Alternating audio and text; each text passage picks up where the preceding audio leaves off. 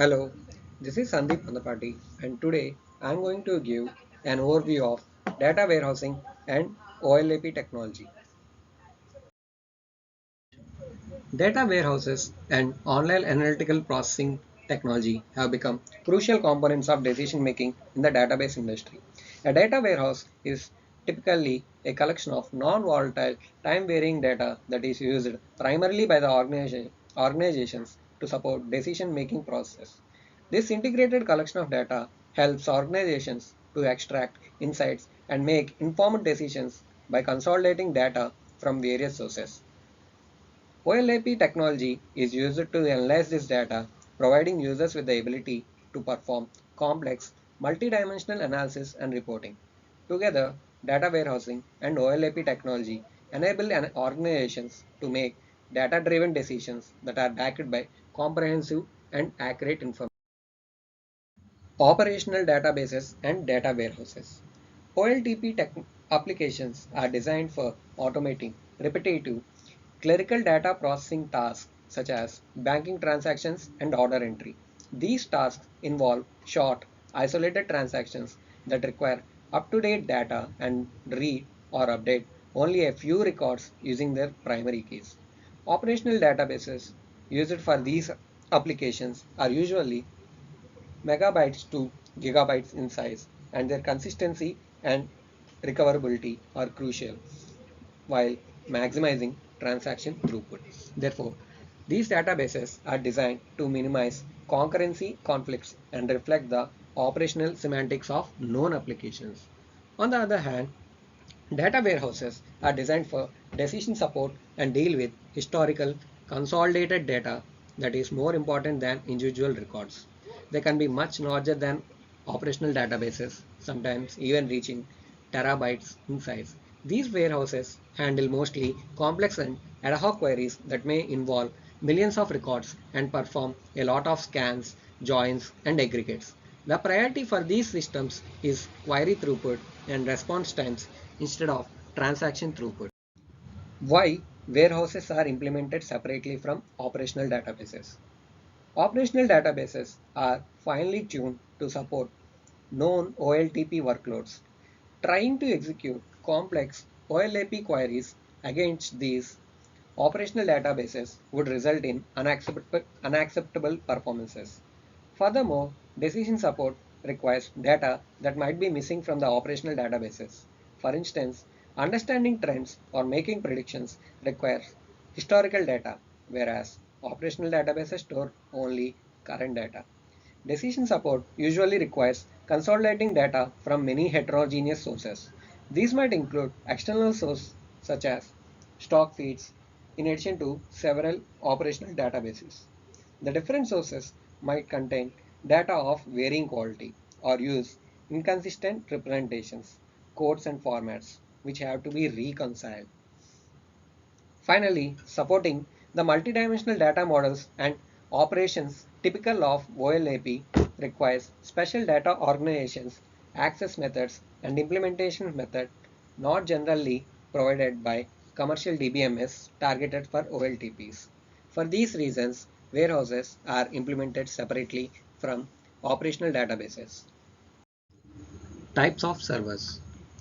Data warehouses might be implemented on standard or extended relational database management systems called relational OLAP servers. These servers assume that data is stored in relational databases and they support extensions to SQL and special access and implementations methods to efficiently implement the multidimensional data model and operations. In contrast, multidimensional OLAP servers are servers that directly store multidimensional data in special data structures and implement the OLAP operations over these special data structures. Now, let us have a look at the architecture and end-to-end process. Data warehousing involves extracting data from various sources, including operational databases and external sources, and processing. It uses tools for cleaning, transforming, and integrating this data. The processed data is then loaded into data warehouse and periodically refresh to reflect updates from the sources and to achieve older data. In addition to main data warehouse, there may be small departmental data marts that store relevant subsets of data. Warehouse servers manage and present the data to users through query tools, report writers, analysis tools, and data mining tools. Metadata is stored and managed in separate repository, and there are tools for monitoring and administering the data warehousing system. A distributed architecture may be used to balance the load, increase scalability, and improve availability with metadata replicated across all warehouse fragments and the central administration of the entire system. An alternative architecture is a federation of warehouses or data marts with decentralized administration, which is implemented when constructing a single enterprise warehouse is too expensive. Data warehousing systems use a variety of data extraction and cleaning tools and load and refresh utilities for populating warehouses. Now, let us have a look at each of these tools in detail. Data cleaning. The likelihood of errors and anomalies in data increases when dealing with large volumes of data from multiple sources. To address these issues, data cleaning is necessary.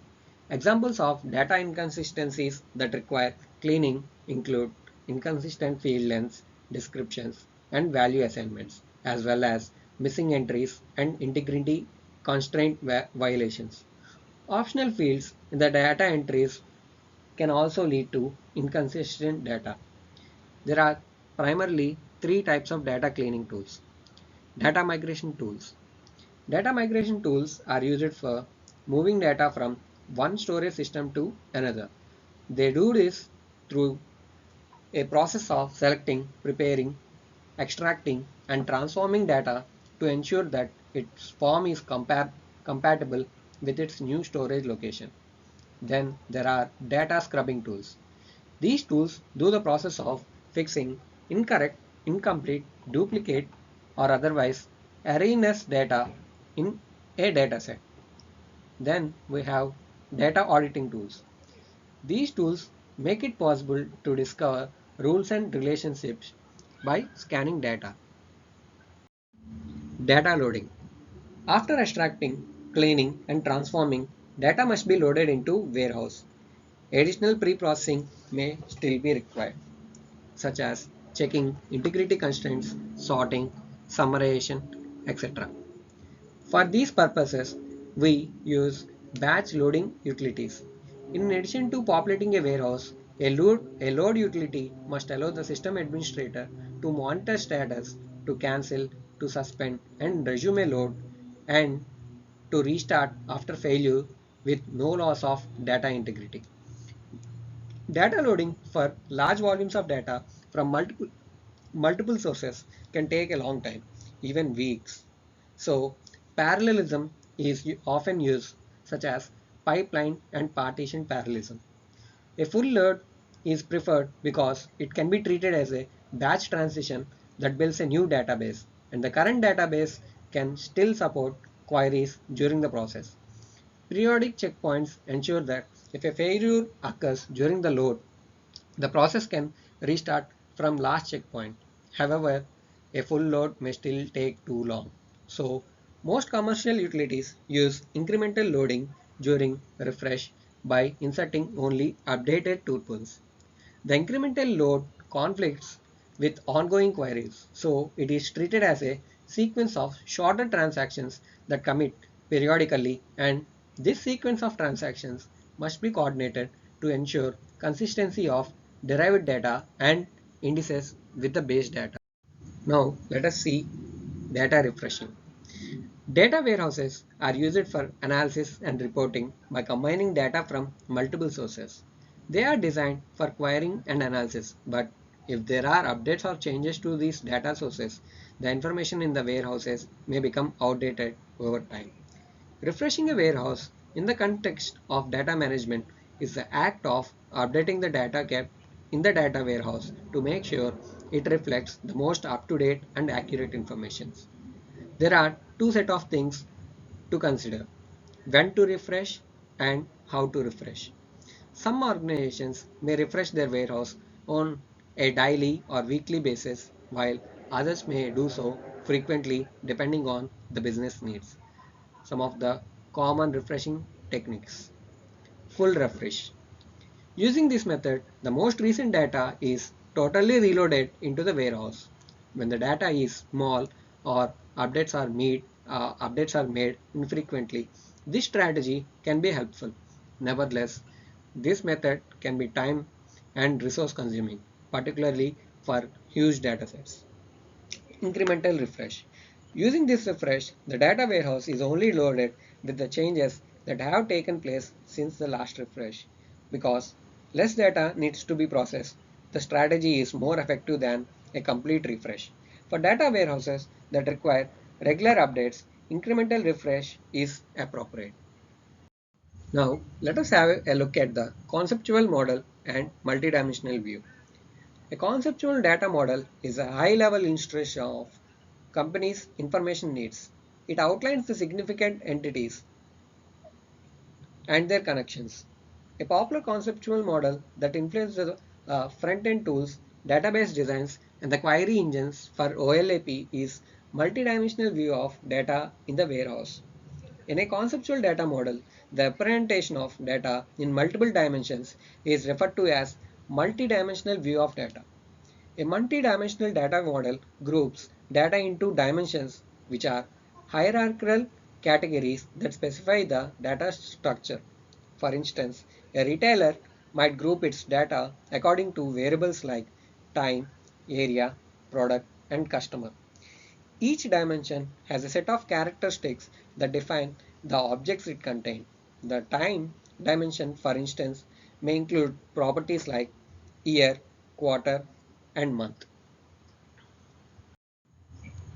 Now let us see some of the front-end tools.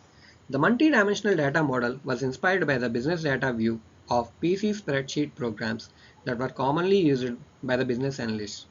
Even today, the spreadsheets remain a popular front-end application for the OLAP. The main challenge in providing a query environment for OLAP is to efficiently support spreadsheet operations over large databases that can be several gigabytes in size. Some of the operations that can be performed in these spreadsheets are pivoting. Pivoting in spreadsheet refers to the ability to reorganize and summarize data based on different perspectives or dimensions. Roll up in a spreadsheet refers to the process of summarizing data at a higher level of aggregation. It involves taking detailed data and aggregating it into broader categories or groups. Drill down is the reverse of roll up. Slice and dice. Slice and dice corresponds to reducing the dimensionality of the data. That is, taking a projection of data on a subset of dimensions for selected values of other dimensions. Although multidimensional spreadsheet has attracted a lot of interest since it empowers the end user to analyze business data, this has not yet replaced traditional analysis by means of managed query environment. These environments use stored procedures and predefined complex queries to provide packaged analysis tools. Such tools often make it possible for the end user to query in terms of business specific data model. Let us see database design methodologies. In OLTP environments, database design commonly employs entity relationship diagrams and normalization techniques. However, the design patterns recommended by these ER diagrams may not be optimal for decision support systems that require efficient querying and loading of data and including incrementing loads. Let us see two models, star schema and fact constellation. Most data warehouses use star schema to represent the multidimensional data model. Star schema denormalizes the data, which means adding redundant columns to some dimensional tables to make querying and work with the data faster and easier. The database consists of single fact table and single table for each dimension. Each tuple in the fact table consists of a pointer foreign key, often uses a generated key for efficiency, to each dimension that provides its multi-dimensional coordinates and stores the numeric measures for those coordinates. Star schemas do not explicitly provide support for attribute hierarchies. Other type of data model is fact constellation model. A fact constellation model is another schema for representing multidimensional model. It is a collection of multiple fact tables having some common dimension tables. It can be viewed as a schema in which star schema is split into several star schemas and hence also known as galaxy schema. It is much more complex than a star schema. Warehouse servers. Warehouse servers are computer servers specially designed for data storage and retrieval of a warehouse management system. They are used to manage vast amounts of data generated by the warehouse, such as stock levels, stock movements, and order processing.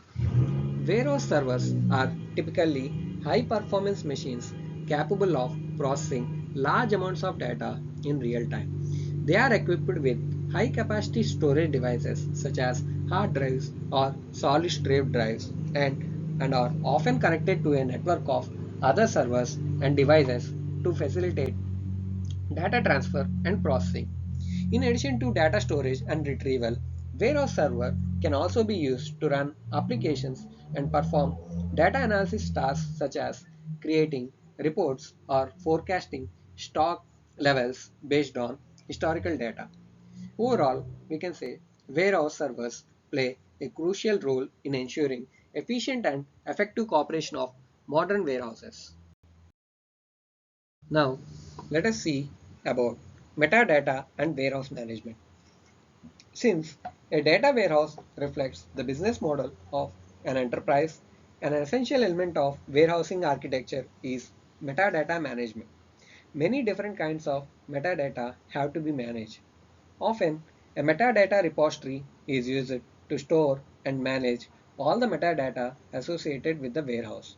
The repository enables the sharing of metadata among tools and processes for designing, setting up, using, operating, and administrating a warehouse. Coming to warehouse management, creating and managing a warehouse system is hard. There are some tools which help us in this aspect.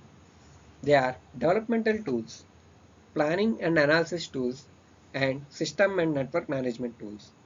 Developmental tools are used to design and edit schemas, views, scripts, rules, queries, and reports. Planning and analysis tools are used for what if scenarios such as understanding the impact of schema changes or refresh rates and for doing capacity planning. System and network management tools are used to measure the traffic between clients and servers, between warehouse servers and operational databases, and so on. Now that we have finished our presentation, I hope you have learned some basic knowledge of data warehousing and related processes. Thank you for listening till the end.